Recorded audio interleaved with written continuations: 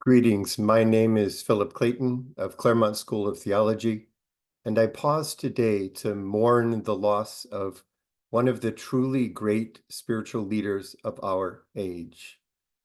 Imam Fethullah Gulen passed away yesterday, October 20th. Many special memories of him come back to me, and I want to take this moment to express their deep influence, his deep influence on me, my life, and my teaching as a theologian.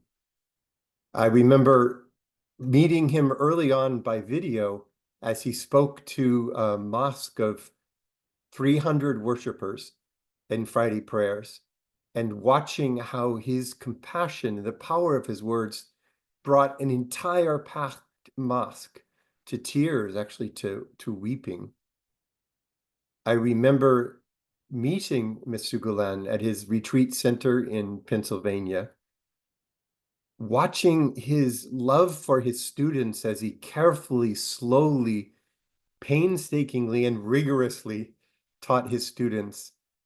But I also remember feeling his gentle spirit as we sat in a reception room with the visiting delegation, had a small lunch, and conversed about spirituality, about our belief in God, about the world today, about how we could bring more compassion to that world. I remember Mr. Gulen's voice in the many books and articles that he wrote.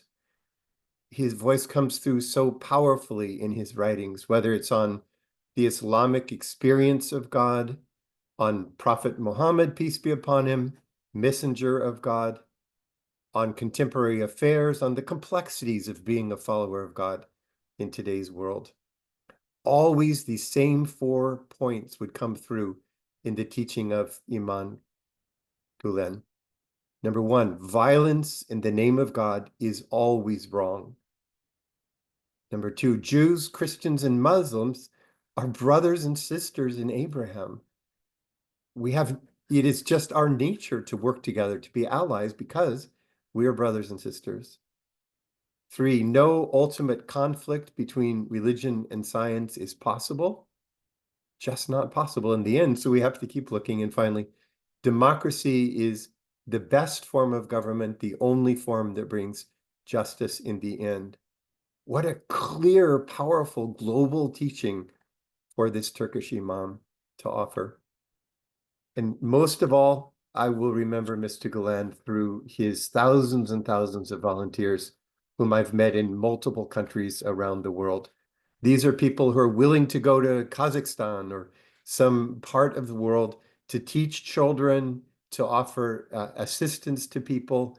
Others will fly in emergency supplies after a crisis, set up schools, usually working with the most disadvantaged children and communities of all. And when you can see that same gentle spirit from the teacher reflected in the students and followers, then you realize that something authentic and deep has happened, that a spirituality and a holiness comes from God through a teacher and is followed by the many who follow him.